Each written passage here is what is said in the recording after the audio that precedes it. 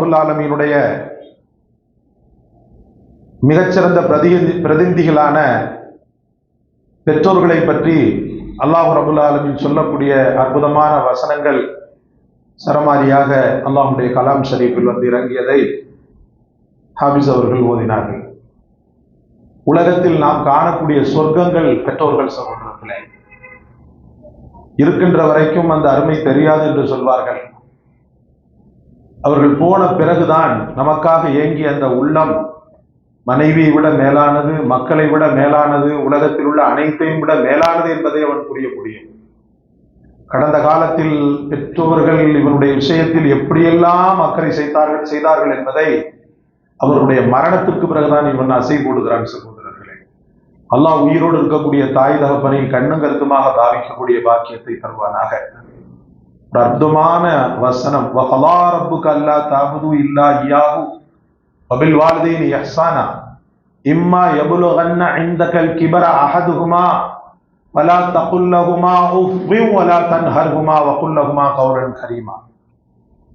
வகலா ரப்புக அல்லா தஅபுது இல்லா இய்யாஹு வபில் வாலிதைனி இஹ்சானா.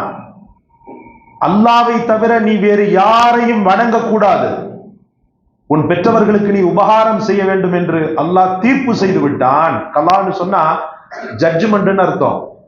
அந்த தீர்ப்புக்கு மறு தீர்ப்பே கிடையாது, மறு பரிசீலனையே கிடையாது, தீர்ப்பு செய்து விட்டான். அந்த இருவரோ அல்லது அந்த இருவரில் ஒருவரோ வயோதிக காலகட்டத்தில் ஒரு சவாலான நேரம் தான்.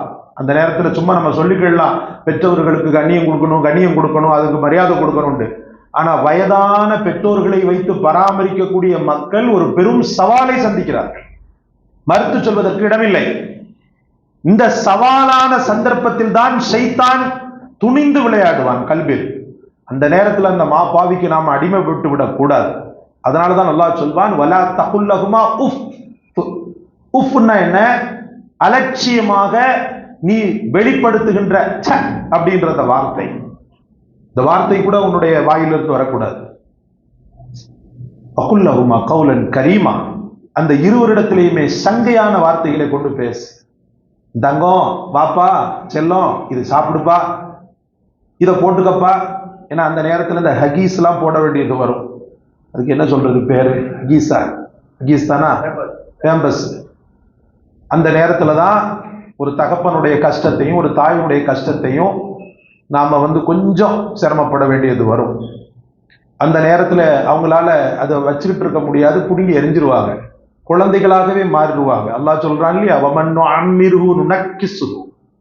ஒரு காலகட்டத்துக்கு பிறகு அவனை அப்படி குழந்தையா மாத்திடுவேன்றான். அந்த பருவம் எப்போதுள்ள பருவம் என்று சொன்னா வயோதிக பருவம் தான். குழந்தை தான் அவங்க. உங்களுக்கு 2 பிள்ளை இருந்துச்சுன்னா 3வது பிள்ளை உங்க பாப்பா, உங்களுக்கு 3 பிள்ளை இருந்துச்சுன்னு சொன்னா 4வது உங்க அம்மா. அதனால குழந்தையாகத்தான் பாவிக்கணுமே ஒழிய அவங்களுடைய எண்ணங்கள்லாம், நீ என்ன மறந்துட்ட, நீ என்ன சொன்னதையே திருப்பி சொல்ற, கேட்கவே கூடாது.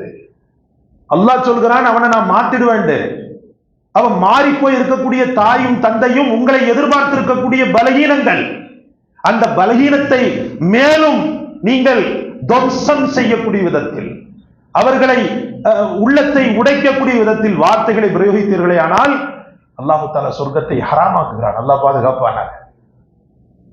அதனால எவ்வளவு பெரிய ஹாக்கிம் பாருங்க. அவன் பள்ளிவாசல்ல சொர்க்கம்னு சொல்ல வேண்டியதானே, காபத்துல்லால சொர்க்கம் இருக்குது வா அப்படின்னு சொல்ல வேண்டியதானே. ரசூலுல்லாஹி ஸல்லல்லாஹு அலைஹி வஸல்லம் மதீனா முனவ்வரா ரௌதத்துல் ஜன்னா சொர்க்கத்தின் தோட்டம் என்று தான் சொல்லப்படுது. ஆனால் சொர்க்கத்தை அல்லாஹ் ரப்பல் ஆலமீன் எங்கே வடிவமைத்திருக்கிறான்? யாரிடத்தில் வைத்திருக்கிறான்? அழுக்கு படர்ந்த உங்க தாயின் காலடியில் வைத்திருக்கிறான். அதனால ராஜாதி ராஜாக இந்த உலகத்துல ராஜாதி ராஜாவாக இருந்தாலும் பெற்றவர்களுக்கு இவன் புள்ளதான். நீங்க நினைச்சு பாருங்க, கொஞ்சம் பிளாஷ்பேக் நினைச்சு பாருங்க.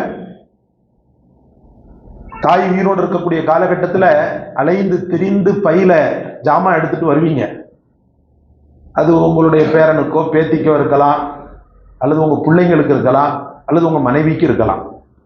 கொண்டு போகும்போது பேர பிள்ளையும் பிள்ளைங்களும் என்ன செய்யும்? அப்பா வாப்பா வாப்பா வாப்பான்னு சொல்லி அந்த மஞ்சள் பையத்தான் பிடிக்கும். நீங்க கொண்டு போறக்கூடிய அந்த பையத்தான் பிடிக்கும். பொண்டாட்டி என்ன செய்வா? என்ன வாங்கிட்டு வந்திய அப்படின்னு சொல்லிட்டு என்ன செய்வா? அந்த பேக்கை திறந்து பார்ப்பாங்க. இவர்கள் எல்லாம் பேக்கை திறந்து பார்ப்பாங்க, இந்த பைய திறந்து பார்ப்பாங்க. ஒருத்தி மட்டும் ஓரஞ்சாரத்துல உட்கார்ந்து இருக்கக்கூடிய அந்த கிழவி உங்களுடைய தோல் பைய பாப்பா. தோல் பையனா வயிற்று பைய பாப்பா. ஏமா ஏமா பாப்பா இப்ப தானமா அலைஞ்சு வந்திருக்கிறான், சாப்பிடட்டுமா, மூஞ்சி கழுவட்டும், ஏதாவது குடிக்கட்டும், அந்த பையன் அப்புறம் பார்க்கலாம். அந்த ஒரு ஜீவன் மட்டும்தான் உங்களிடத்தில் எதையுமே எதிர்பார்க்காது, உங்களுடைய அன்பை தவிர. ஒரே ஒரு போன் கால் பண்ணுங்களேன். எங்கேயோ ஒரு கிராமத்தில் இருக்கக்கூடிய அம்மாக்கு, அஸ்ஸலாமு அலைக்குமா, நல்லா இருக்கியா, நல்லா இருக்கும் அப்பா, அப்படியே சொத்தை கொடுத்த மாதிரி சந்தோஷப்படுவா. அதனுடைய ஃபீலிங்கை கேட்டு பாருங்க அந்த தாயிட்ட. நீங்க கோடி கோடியா அவளுக்கு பெரிய மாட மாளிகையை கொடுத்தாலும், ஏசி முதற்கொண்டு எல்லா வசதி வாய்ப்புகளை நீங்கள் ஏற்படுத்தினாலும், அந்த தாயிடத்தில் ஒரு 10 நிமிடம், அந்த தந்தையிடத்தில் ஒரு 10 நிமிடம் நீங்கள் உறவாடுவதை விட அவர்களுக்கு சொத்தோ சுகமோ பணமோ தேவையில்லை சகோதரர்களே, தேவையில்லை. எங்கேயோ ஒரு ஓரஞ்சாரத்துல எவனாவது ஒருத்தர் இருப்பான், உங்க பணத்துக்கு ஆசைப்பட்டுக்கிட்டு. எங்கேயோ ஒரு தகப்பன், எங்கேயோ ஒரு தாய்க்காரி இருப்பா, நீ பணம் சம்பாதிச்சு கொடு, நகை போடுறேன் அப்படின்னு சொல்லிட்டு. ஆனா பெரும்பாலான தாய் தந்தை எப்படிப்பட்டவர்கள் தெரியுமா? ரத்தன் டாட்டா. டாட்டா அவன் தான் பெரிய ஆளு, பணத்துல செல்வத்துல அவரு தான் பெரிய ஆளு. அவரு அவ்வளோ பெரிய வசதி வாய்ப்பு. அவருடைய பிள்ளையோ சம்பந்தப்பட்ட ஒரு ஆள் ரொம்ப குண்டா இருப்பார், ரொம்ப குண்டா. அனில், அந்த அம்பானின்னு நினைக்கிறேன், ரத்தன் டாட்டா இல்ல, ரத்தன் டாட்டாக்கு குழந்தை இது எந்த குடும்பமும் கிடையாது, அனில் அம்பானி. அந்த அம்பானியுடைய பையன் ரொம்பவே குண்டா இருந்தான். கடைசியில டாக்டர்ஸ் எல்லாம் சொல்லிட்டாங்க, இப்படிலாம் இருந்தீங்கன்னு சொன்னா உனக்கு ரொம்ப வியாதி வந்துடும், நீங்க கொஞ்சம் உடலை பேணுங்கன்னு. செல்வத்துக்கு அளவே கிடையாது, சாப்பாட்டுக்கும் அளவே கிடையாது. அவங்க நினைச்சாங்கன்னு சொன்னா அமெரிக்கால சாப்பாடை பம்பாய்க்கு வரவழைச்சு சாப்பிடலாம், அந்த அளவுக்கு வசதி வாய்ப்பு. ஆனால் உடல்நிலை ரொம்பவும் மோசமாகிறது, உடல் ரொம்ப பருமன். கடைசியில 1 மாசமோ 1 வருஷமோ ரொம்ப கண்டினியூ பண்ணான், பாடியை கரெக்ட் பண்றதுல, வாக்கிங்கு, உடற்பயிற்சி, சாப்பாடு கண்ட்ரோலு எல்லாத்துலேயுமே. கடைசியில் ஒரு மட்டுக்கும் உடம்பெல்லாம் குறைஞ்சி நிருபர்கள் பேட்டி எடுக்கிறாங்க. எப்படி நீங்க இவ்வளவு பெரிய இமாலய சாதனையை பண்ணீங்க, நீங்க பெரிய செல்வ சீமான், சாப்பாடை எப்படி கண்ட்ரோல் பண்ணி எப்படி உங்க உடல் எப்படி ஆக்குனீங்கன்றதுக்கு அவர் சொன்னாரு, மை மதர் தான் காரணம், என்னுடைய தாய் தான் காரணம் அப்படின்றார். என்னுடைய அம்மா தான் காரணம். என்ன அம்மா காரணம்ன்றீங்க? நியூட்ரிஷன், உங்களுடைய உடம்பை பேணக்கூடிய டாக்டர்ஸ் தானே காரணம்? இல்லை, டாக்டர்ஸ் எனக்கு அட்வைஸ் பண்ணாங்க, சாப்பாடெல்லாம் கீரை பச்சை தான் சாப்பிடணும் அப்படின்னு சொல்லி. என்னுடைய தாயார் சுவையான ஆகாரங்களை நான் சாப்பிடாததுனால அவங்களும் சாப்பிடல, அவங்களும் என்ன மாதிரியே பச்சையையும் காய்கறியும் சாப்பிட்டுக்கிட்டு இருந்தாங்க. என்ன மாதிரியே அவங்களும் கூட ஓடி ஓடி வருவாங்க. நான் அவங்கள பார்த்தா இம்ப்ரெஸ் ஆகி அவங்களுடைய அந்த ஃபாலோயிங்ல தான் நான் இந்த அளவுக்கு உடம்பு குறைச்சேன்னு சொல்லி சொன்னாங்க. ஒரு தாயானவள் ஒரு குழந்தையினுடைய கனவுகள், ஒரு குழந்தையினுடைய எதிர்பார்ப்புகளில் பெரிய அளவுக்கு தன்னை அர்ப்பணம் செய்கிறாள் சகோதரர்களே, சகோதரர்களே. அப்ப அந்த அளவுக்கு தாயினுடைய மகத்துவத்தை முஹம்மது ரசூலுல்லாஹி ஸல்லல்லாஹு அலைஹி வஸல்லம் அவர்களும் அவர்களை படைத்த அல்லாஹ்வும் உயர்த்தி இருக்கிறார்கள். ரசூலுல்லாஹ்வுக்கு தாயுடைய பாக்கியம் கிடைக்கல, சின்ன வயதிலேயே தாயினுடைய வஃபாத்து. உங்களுக்கு நான் ஏற்கனவே சொன்னதுண்டு, ஒரு பயணத்தில் பெருமானார் ஸல்லல்லாஹு அலைஹி வஸல்லம் கொஞ்சம் இருந்துக்கோ நான் வர்றேன்னு சொல்லி சஹாபாக்களை நிக்க வச்சுட்டு போவாங்க. போனவங்களை காணா போயிடும். அந்த நேரத்துல பயந்திருந்தாங்க சஹாபாக்கள், காபிர்களால் ஏதாவது தீங்கு நடந்து விட்டதோ, சென்ற முஹம்மது ரசூலுல்லாவை காணவில்லையே அப்படின்னு சொல்லிட்டு தேடி திரிந்து அலையும் போது ஒரு குறிப்பிட்ட இடத்தில் பெருமானார் ஸல்லல்லாஹு அலைஹி வஸல்லம் முழந்தாளிட்டு அமர்ந்ததை பார்த்தார்கள். சஹாபாக்கள் பக்கத்தில் போனால் ரசூலுல்லாஹி ஸல்லல்லாஹு அலைஹி வஸல்லம் அழுது கொண்டிருந்தாங்க. அழுக என்ன ஆகும்? சஹாபாக்களும் அழுதார்கள். என்ன காரணம் என்று தெரியாம ரசூல் அழுததை பார்த்த உடனே சஹாபாக்கள் அவர்கள் மீது இந்த பிரியத்தால் மனம் உடைந்து அழுதார்கள். அதுக்கப்புறமா தான் சொன்னாங்க பெருமானார் ஸல்லல்லாஹு அலைஹி வஸல்லம், ஹாதிஹி உம்மி, இவங்க தான் என்னுடைய தாயின்னு சொல்லி சொன்னாங்க. அது ஒரு மணற்பாங்கான ஒரு திட்டு.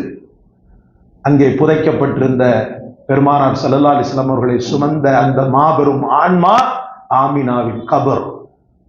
பெருமானார் ஸல்லல்லாஹு அலைஹி வஸல்லம் தான் சொன்னாங்க, ஹாதிஹி உம்மி, இது என்னுடைய தாய் பான்னு சொல்லி சொன்னாங்க.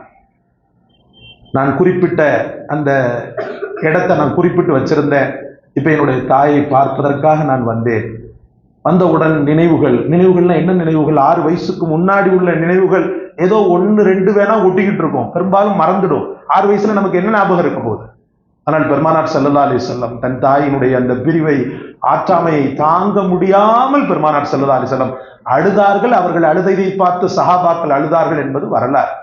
அதனால தாயை இழந்த மக்கள், தந்தை இழந்த மக்கள், தயவு செய்து சொல்றேன், உங்களுடைய துஆவுல அந்த ஜீவன்களை நினைக்க மறக்காதீங்க. ஒரு தர்மம் பண்றீங்களா, உங்க தகப்பனுக்குன்னு சொல்லி ஒரு தர்மத்தை ஒதுக்குங்க. உங்க தாய்க்குன்னு சொல்லிட்டு ஒரு தர்மத்தை ஒதுக்குங்க. அந்த தாயினுடைய உள்ள எவ்வளவு சந்தோஷப்படும் உங்களுடைய விஷயத்துல. அல்லாஹ் எடுத்து காட்டுறான், இந்த மாதிரி பர்டிகுலர் ஆல்பா உனக்காக இது பண்ணிருக்காருப்பான்னு சொல்லி கபர்ல காட்டும் போது அந்த நேரத்தை கொஞ்சம் நினைச்சு பாருங்களேன். அந்த தாய்க்கு அல்லாஹ் காட்டுறதுக்கு எவ்வளவு நேரம் ஆகும்? தடுக்க முடியற சக்தி இருக்கிறதா? அப்ப அதை நினைச்சு தாய் என்ன எவ்வளவு பெரிய, என் பிள்ளை என்ன மறக்கலன்னு சொல்லி அந்த ஒரு சூழல்ல அவங்களுடைய நிகழ்ச்சிக்கு அளவுக்கு ஏதாவது இருக்கிறதா? அன்பிற்குரிய அல்லாஹ்வின் பெருமக்களே, அதனால தாய்க்கும் தந்தைக்கும் துஆவை கொண்டு கண்ணியம் செலுத்துங்கள். தாய்க்கும் தந்தைக்கும் தர்மம் செய்வதை கொண்டு கண்ணியம் செலுத்துங்கள். ஏதாவது ஒரு புண்ணியத்தை நீங்கள் செய்தீர்களே ஆனால் அந்த புண்ணியத்தை, ரப்பே என்னை விட்டும் பிரிந்து விட்ட என் தாய் தகப்பனுக்கு நீ சமர்ப்பணம் செய் என்று அல்லாஹ்விடத்தில் கேளுங்கள். நிச்சயமாக அல்லாஹ் ரப்பல் ஆலமீன் நாளை மறுமை நாளில் உங்கள் தாயையும் தந்தையும் எழுப்பக்கூடிய நேரத்தில் அவர்களோடு சேர்த்து உங்களையும் எழுப்பி உயர்ந்த சொர்க்கத்தில் குடும்பத்தோடு செல் என்று உங்களுடைய சொர்க்கத்தையும் சேர்த்து அனுப்பி வைப்பார். நான் சொர்க்கம் என்று சொன்னது உங்களுடைய தாயை. அல்லாஹ் நம் அனைவருக்கும் தௌஃபீக் செய்வானாக. நம்முடைய முன்பின் பாவங்கள், அதுவும் பெற்றோர்களுடைய விஷயத்தில் நாம் புரிந்துவிட்ட ஒரு கவனக்குறைவான தவறுகளை எல்லாம் மன்னிப்பானாக.